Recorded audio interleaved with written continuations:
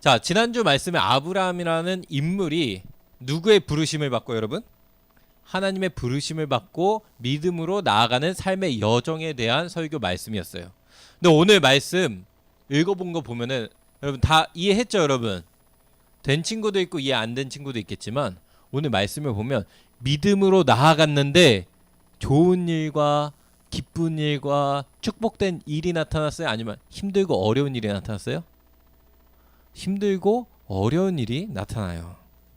이게 되게 어려워요, 여러분. 여러분 나이대에 목사님도 똑같이 믿음으로 하나님께 순종해서 따라가겠습니다 하고 나아갔는데 일이 잘 안 풀리면 여러분 마음에 뭐가 올까? 시험이 든다고도 표현하지만 낙심과 절망이 와요. 하나님이 원하시는 거를 내가 뭔가 잘못하고 있나? 내가 죄를 지어서 그런가? 아니면 내가 무슨 문제가 있나? 라는 생각이 들까요, 안 들까요? 들어요. 그럼 믿음으로 나아가는 친구들, 하나님 앞에 기도하고 나아갔는데 생각보다 어려운 일들을 겪을 때가 있어요. 무슨 일에서? 내가 원하는 만큼 공부를 했는데 이 정도의 성적이 나왔어야 되는데 나오지 않을 때도 우리는 절망하고 낙심할 수 있고요. 친구들과의 관계에서 나는 하나님 앞에 기도하고 예배드리고 잘하면서 이제 교우 관계도 잘하려고 나가는데 이 친구가 나에 대해서 안 좋은 말을 할 때 기분 좋아요, 나빠요? 나쁘죠.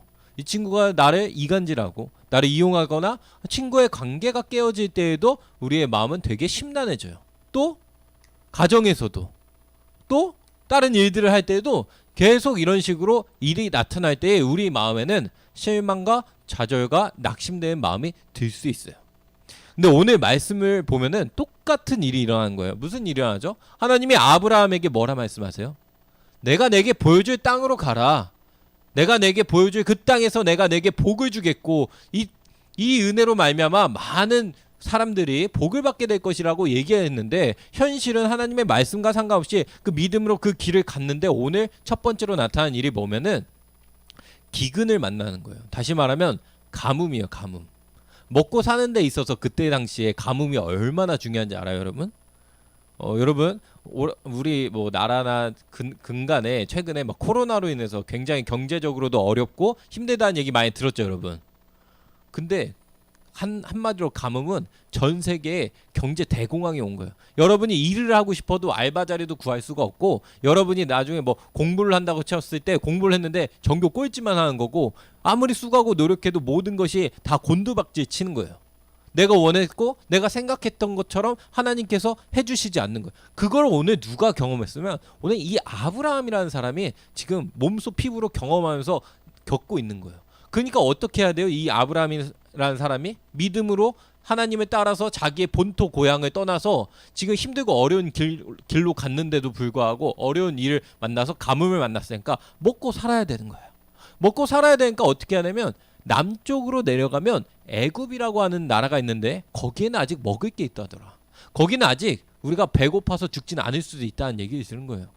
그래가지고 아브라함이 그 길로 내려가고 있어요. 그래서 도착한 곳이 애굽이에요. 근데 자, 여러분 여기서부터 기가 막힌 거예요. 애굽에 도착했는데 이 아브라함이라는 사람이 여러분 어떻게 했어요? 자신의 아내였던 사라를, 이때는 사례라고 하거든요. 아브라함이라고. 이 아내였던 사라를 뭐라고 소개해요, 사람들한테? 제 아내입니다 라고 소개하나요? 아니면 어떻게 하죠?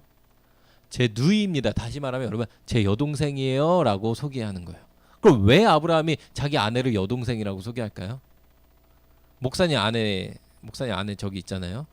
저기 있는데 목사님 어디 가가지고 목사님 아내한테 제 여동생이에요 이러면은 그 남편으로서 할 짓이에요, 못할 짓이에요?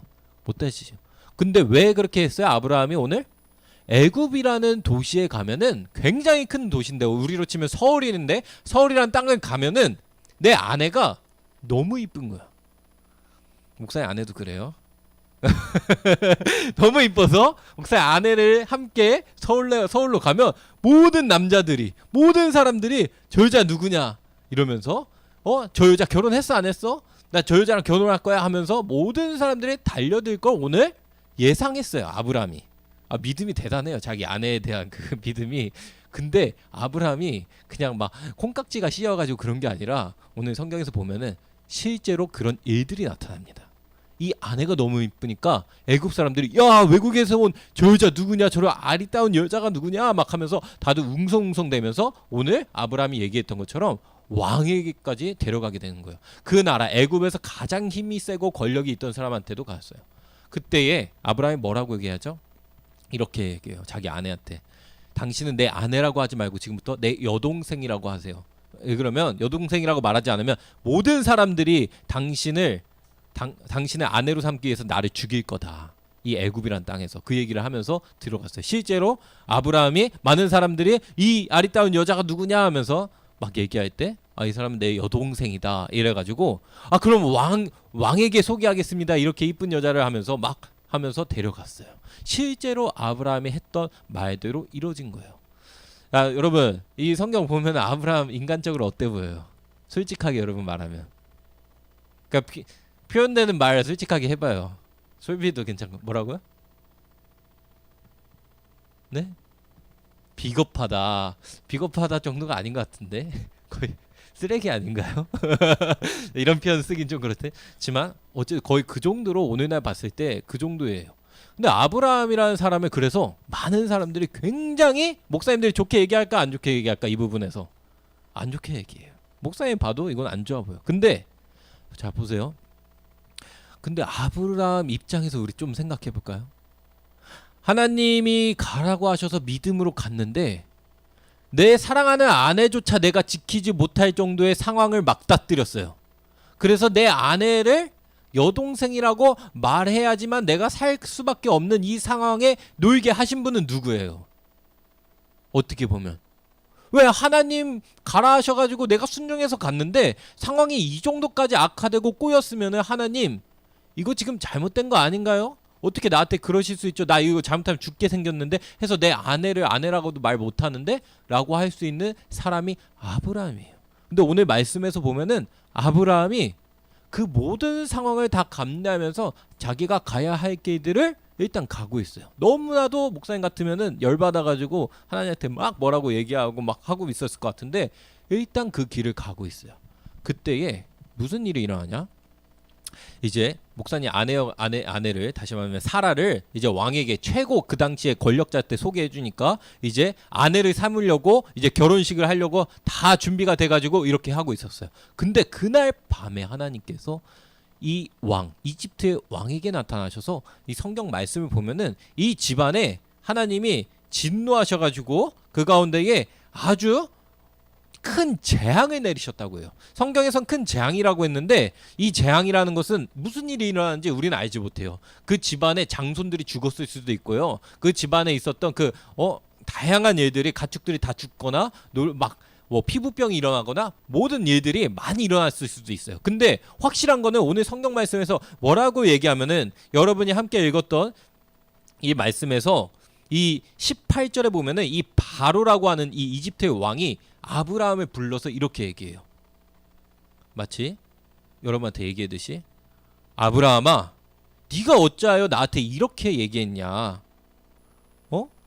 너 아내라고 왜 나한테 말 안 하고 여동생이라고 말했니? 라고 얘기해요. 지금 바로가 지금 이 아브라함한테 이렇게 말하고 있다는 것은 이미 하나님께서 큰 재앙을 내리고 이 바로의 집안을 치시고 바로에게 깨닫게 해주신 거예요. 뭘 깨닫게 해주시면 바로야 네가 결혼하려고 했던 저 여자는 아브라함의 여동생이 아니라 아내인데 너가 감히 그 여자를 취하려고 하느냐 하면서 재앙을 치고 바로가 깨닫게 된 거예요. 그래가지고 아브라함 불러서 그 얘기를 하는 거죠.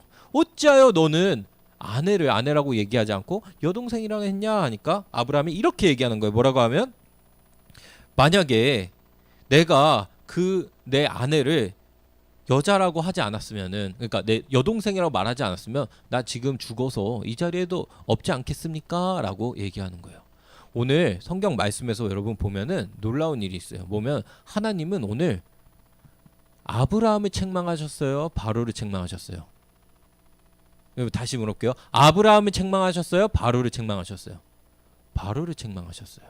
사실 우리가 봤을 때 아브라함이 벌받을 일이에요? 바로가 벌받을 일이에요? 아브라함이 벌받을 일이에요. 바로는 알았어요? 몰랐어요? 바로는 어떻게 억울한 거 알지도 못했어요. 바로는 나 이거 모르는 일인데? 나는 몰랐던 일인데? 근데 하나님은 여기에서 보시면은 자 보세요. 이 어려운 길들을 헤쳐나가고 있을 때 하나님이 그 일들을 방관하시고 나랑 상관없어 하셨던 게 아니에요.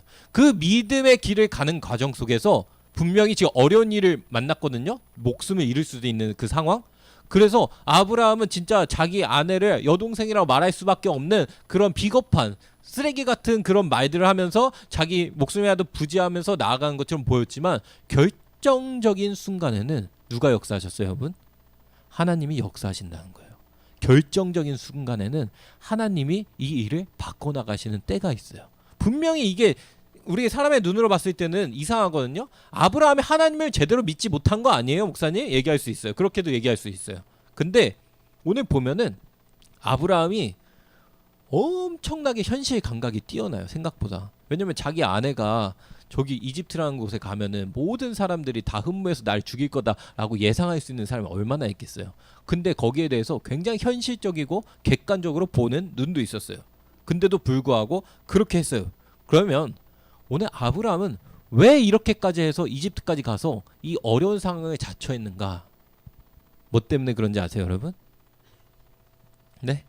죽기 싫어서? 아니야. 애초에 이집트까지도 안 가고 자기 집, 고향 집에 있었으면 됐죠. 왜 이 고난들을 자처하고 어려운 일들을 겪게 되냐? 하나님을 믿는 믿음 때문이에요. 뭐 때문에요, 여러분? 하나님을 믿는 믿음이에요. 이것은 여러분 상황을 초월하는 믿음이에요. 이 상황, 지금 눈앞에 보이는 상황은 어두캄캄하고 말도 안 되고 나 죽을 길인 거거든요. 나 죽을 길인 걸 알면서도 가는 믿음이 누구한테 있었어요, 여러분? 아브라함한테 있는 믿음이었어요. 이거는, 이 믿음을 어떻게 가져야 되면 그냥 가져지는 게 아니라 하나님이 뭐 하시다고 알아야 되는 줄 아세요, 여러분? 살아계시다. 이 살아계신 하나님이 내 삶을 주목하시고 이 살아계신 하나님이 오늘 나와 함께 하시고 역사하신다는 것을 분명히 아는 사람만 할 수 있는 거예요. 그리고 오늘 이 아브라함은 눈앞에서는 사람들이 이제 죽을 거다. 이제 저 아리따운 아내를 데리고 지금 여기까지 이집트라고 하는 이 세속적이고 악한 도시에 왔으니까 죽을 수밖에 없는 그 상황처럼 보이는데도 아브라함은 믿었던 게 있어요. 뭐면은 하나님이 나에게 하셨던 말씀을 믿는 거예요. 뭘 믿었어요, 여러분? 하나님이 나에게 하신 말씀. 다시 말하면 여러분을 향해서 하나님이 주신 약속을 아브라함은 믿었던 거예요. 이 믿음을 가진 사람은 인생의 향방이 달라지는 거예요. 아브라함이 가졌던 그 믿음, 현실적 상황에서는 너무 어렵고 힘들어 보이고 말도 안 돼 보이는 고난들을 다 겪고 하나님을 믿었으니까 믿음으로 나가는 게 창창대로여야 되는데 그렇지 않고 나아가는 이 상황 속에서 아브라함이 하나님을 원망하고 나 이제 이 믿음대로 못 가겠습니다. 하나님, 내가 생각하고 기대했던 거랑 다르네요. 저 이 길 못 가겠습니다. 얘기한 게 아니라 꾸역꾸역 그 길을 가고 나아갔을 때 절체절명의 순간, 죽을 수밖에 없는 위기의 상황, 자신의 아내를 빼앗길 수밖에 없는 그 상황에 누가 역사하신다고요, 여러분? 하나님이 역사하시는 거예요. 이건 여러분 근데 맹신이 아니에요. 무슨 말인지 이해가요? 맹신이라는 단어 처음 듣죠? 맹신은 있잖아요, 여러분. 내가 그냥 막 믿고 싶다고 해가지고 내가 이렇게 하나님은 날 믿으니까 나 하나님 믿으면서 무조건 가니까 나 이렇게 가니까 괜찮을 거야 라면서 자기 합리화하면서 막 스스로 가지려고 하는 그 어리석은 맹신이 아니에요. 그냥 아무 생각도 없이 그냥 믿는 게 아니에요. 아브라함은 지금 분명한 것을 믿었어요. 하나님이 나에게 해주신 그 말씀을 믿었지 내가 혼자 스스로 하나님이 나한테 이렇게 하라고 하셨으니까 나 이거 해야지, 나 목사님 돼야지, 아니면 나 뭐 아프리카 가야지 막 하면서 막 혼자만의 갖고 있는 우격다짐으로 갖고 있는 그걸 막 스스로 믿는 게 아니에요. 다시 말하면 유행을 바라는 것도 아니었어요. 여러분이 공부도 안 하고 하나님이 나에게 큰 비전을 주셨어.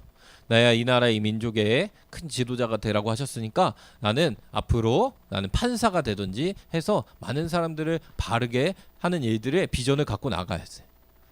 그리고 유행을 바라. 나는 하나님이 역사하실 걸 믿어 하면서 공부를 해야 안 해요.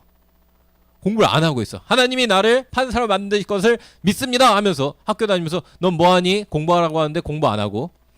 너 장래희망 뭐니? 저 판사요. 그럼 선생님이 뭐라고 할까? 야, 너 뭐해? 정신 차려 라고 하는데도 전 판사가 될 거예요. 난 하나님을 믿으니까요 라는 믿음. 이 믿음이 정상적인 믿음일까요? 아니요. 이거는 맹신이라는 거예요. 하나님이 하신 분명한 나에게 주신 비전과 약속을 하나님의 주신 그 말씀을 하나님이 살아계시고 내 안에 역사하시고 내게 주어진 그 방향대로 내가 어렵지만 나아가는 것이 진짜 믿음이고, 내가 혼자 억지로 내가 막 만들어내가지고 나 이렇게 하면은 될 거야 라고 하면서 노력도 안 하고 수고하고 하지도 않는데 될 때가 있어요. 근데 마찬가지예요, 여러분. 목사님도 예전에 얘기는 하려고 한 적이 없는데, 목사님도 공부를 어떤 시험 공부를 놓고 했던 적이 있어요. 어떤 자격증이랑 비슷하고 생각해요. 그것을 해가지고 하나님이 원하시는 일들을 해야겠다 생각하면서 막 공부를 열심히 했어. 근데 생각만큼 공부가 됐을까 안 됐을까? 공부 안 되는 거예요. 막 하는데 목사님이 할 수 있는 한에서 수고하고 노력을 하면서 이 일을 해가지고 여기에 합격하면은 더 좋은 일로 하나님께 쓰임 받을 수 있을 것 같다고 생각돼서 막 열심히 공부하고 막 수고하고 노력했는데 성적도 안 나올 뿐더러 공부할 힘도 없고 시간도 너무 부족해, 촉박해, 막 해가지고 했는데 결국에 여러분 시험에서 붙었을까요, 떨어졌을까요? 목사님이 떨어졌어요, 그 시험에서. 이럴 때 어떻게 해요, 여러분? 이럴 때 나는 공부했는데, 근데 중요한 건 여러분, 내가 시험에서 당장 붙고 떨어짐이 중요한 게 아니었어요. 뭐가 더 중요한 거면 내가 이 일을 하려고 하는 것이 나의 안위와 나의 영이, 내가 이걸로 인해서 잘난 사람이 되고 내가 이걸로 인해서 좋은 커리어가 쌓이고, 이것이 초점이 아니라 정말로 내게 주어진 기회의 때에 하나님 앞에 그 공부하며 나아가는 것이 예배라고 생각하고 주님을 위해서 나아갔다면, 그랬다면 괜찮은 거예요. 근데 뭐가 문제인 줄 아세요? 하나님을 위해서 공부한다고 하지만 그 속에 나의 영광과 나의 것을 위하는 것을 갖고 붙들고 나아갈 때가, 그게 문제인 거예요. 무슨 말인지 이해가요?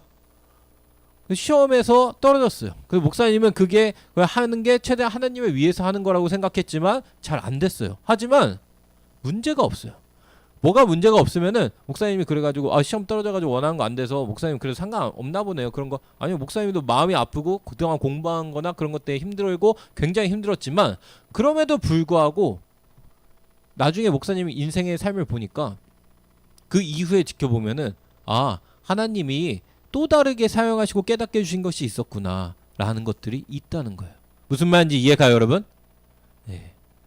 하나님께 믿음으로 나아가길 원해야 되고, 여러분이 믿음으로 나아가는 그 길에서 어려움을 겪을 때도 있고 낙심되는 마음이 들 때도 있고 좌절되는 마음이 들 때도 있어요. 하지만 그것을 다 이길 수 있는 것은 내 삶이 아직 끝나지 않았어. 하나님은 아직 살아계시고 내 삶에 역사하시고 하나님은 분명히 이 일을 주님께서 만들어 나가실 거야 라는 여러분 믿음이 있어야 돼요. 목사님은 그러면 그 믿음이 있냐? 있어요. 왜? 여러분 나이 때부터 마음으로 결단하고 믿음으로 했던 것들이 있어요. 목사님이 너무 하기 싫은데, 정말 하기 싫은데, 해나 가장 하기 싫은 게 뭐야? 응? 공부? 공부 정도면 가장 싫어하는 정도는 아닌 것 같아. 더 싫은 게 있을 수 있어. 가장 하기 싫은 거 뭐 있어? 예원이는? 예원이 어디지? 왔어요? 그러면은 예성이는? 가장 하기 싫은 거 뭐 있어? 숙제. 숙제. 너무 너희들 약해. 그것보다 더 싫은 거 공부, 숙제, 물론 맞는 거예요. 학원 맞아요. 근데 더 하기 싫은 건데 그걸 주님의 일이라고 생각해서 믿음으로 나가게 해서 그냥 공부라고 해요. 공부. 목사님도 공부하기 진짜 싫었어요. 죽는 것보다 싫지는 않지만 어쨌든 정말 싫었는데 주님을 위해서라고 하면서 공부하는 것도 비슷해요. 계속해서 믿음으로 나아가는 거예요. 믿음으로 나가고 나가는데 그 와중에 결국에는 그 끝에 목사님이 경험한 건 뭔지 알아요? 시험과 고난을 만났지만 아브라함은 결국 하나님이 부어주시는 은혜와 역사하심을 결국에는 경험하게 돼요. 그 시간이 짧지 않아요, 생각보다. 그 시간이 단기적이지 않아요. 한순간에 팍 되지 않아요. 하지만 그 경험이 있으니까, 중고등부 시절에 그 경험이 있으니까 성인이 됐을 때도 믿음으로 나가야 될 때 나갈 수 있을까요, 없을까요? 한번 나갈 수 있게 되는 거예요. 성인에서도. 군대 가기 전에도. 군대 가서도 한 번 더 믿음으로 나아갈 수 있게 되는 거예요. 그리고 전역한 이후에도 나아갈 때 한 번 할 수 있는 거고, 결혼 전에도 할 수 있는 거고. 근데 여러분 봐봐요. 중고등학생 때 여러분 아직 잃을 게 없을 때 하나님께 아브라함처럼 믿음으로 내 삶을 나아가는 경험이 있어야지, 여러분. 이 경험이 쌓여서 하나님 진짜 내 삶에 역사하셨구나. 그 믿음이 쌓여서 앞으로 더 계속 나갈 수 있게 돼요. 근데 자, 목사님 결혼했죠. 목사님 아이도 있어요. 근데 과거에 내가 믿음으로 만약에 나가지 않았다면 갑자기 와가지고 목사님한테 믿음으로 이 일을 나가라고 했을 때 그 일을 나갈 때 두려울까 안 두려울까? 두렵고 심지어 그 믿음대로 못 나갈 수도 있는 거예요. 무슨 말인지 이해가요? 여러분이 청소년 시기에 믿음으로 순종하고 그 순종 가운데 하나님의 역사하신 걸 여러분의 삶에서 경험한 것들이 쌓이고 쌓여야지 앞으로는 더 어려워지는 거예요. 나이가 들면 더 어려워져요. 믿음으로 순종한다는 게. 아브라함도 지금 엄청 힘든 일이죠. 자기 가족, 아내, 모든 종과 모든 식솔들을 데리고 나가는 것도 어려운 일인데 이게 한순간에 되는 게 아닌 거예요. 아브라함은 이미 하나님 앞에 믿음의 삶의 여정에 성경에는 적혀 있지만 있었던 거예요. 그 믿음이 있는 사람이니까 그렇게 순종할 수 있었던 거예요. 근데 여러분 갑자기 여러분이 난 30대 하나님께 그때 완전히 갑자기 다 순종해야지 40대 해야지. 쉽지 않아요. 믿음의 여정을 걸어온 경험들이 여러분에 쌓여야지 그 가운데 계속 앞으로도 할 수 있는 거니까. 그래서 목사님 여러분한테 얘기하고 싶은 것 중에 하나는 여러분 청소년의 시기에 하나님께 믿음으로 순종하는 것들을 나아가요. 그게 뭐냐? 내 삶의 비전이 될 수 있고 정인이를 향한 하나님의 계획하심을 찾고자 하는 그 믿음의 여정이 될 수 있고 내 삶에 있어서 다른 어떠한 공부하는 거나 이런 데에 있어서 중심을 하나님께 놓고 갈 수도 있고 목사님 난 모르겠는데요. 하나님 나에게 무슨 말씀하시는지 모르겠는데요. 하는 친구들은 내게 주어진 지금 이 상황의 본문 속에서 하나님 주님을 위해서 최선을 다하겠습니다 하면서 나가는 거예요. 근데 봐봐요. 아무리 여러분이 공부를 많이 해도 되지 않을 수가 있어요. 아무리 농사를 열심히 지어도 가뭄이 올 수가 있어요. 그거는 누구의 영역인 줄 아세요? 하나님의 영역에 달려있는 거예요. 하지만 여러분은 주어졌을 때 최선을 다하는 겁니다. 뭐라고요 여러분? 내게 주어졌을 때 하나님 앞에서 최선을 다하는 거예요.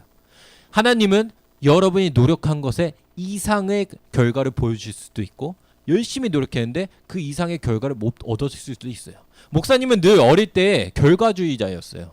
무슨 말이냐면 결과를 못 얻었으면 끝 아니야? 라고 목사님 늘 생각했어요. 1등이 아니면 안 돼. 무슨 말인지 이해가요 여러분? 이 세상은 1등이 아니면 기억해주지 않는 걸 무조건 승리해야 돼 라고 목사님은 생각했어요. 그게 지금 맞다는 말이 아니라. 근데 그게 목사님이 굉장히 목사님 앞에 있었기 때문에 굉장히 달려나가고 굉장히 경쟁하는 데에서 목사님도 치열했지만 근데 인생을 돌아보고 하나님의 말씀을 보고 목사님이 할 수 있는 것은 신앙은 여러분 1등을 하나님은 잘해가지고 결과를 얻는 결과론자가 아니라 하나님 앞에서의 여러분의 삶의 태도가 중요해요. 무슨 말인지 이해가요? 여러분이 부담스럽고 너무 어렵게 느끼지 않아도 돼요. 왜냐? 하나님 앞에 여러분이 나아가는 그 자세, 하나님 앞에 내게 주어진 것을 최선을 다하는 이유는 내가 잘하지 못해도 하나님이 나를 이때 이렇게 부르셨고 공부하라고 하셨고 내가 자녀로서 이렇게 하라고 하셨으니까 하나님 최선을 하며 다하며 나아갑니다. 그 자세가 중요한 거더라고요. 그 믿음과 그 자세가 하나님 앞에 있을 때 하나님께서 그 길을 그 사람은 계속해서 열어주는 것을 여러분도 경험하게 될 것입니다. 아멘. 우리 함께 기도하며 나가겠습니다.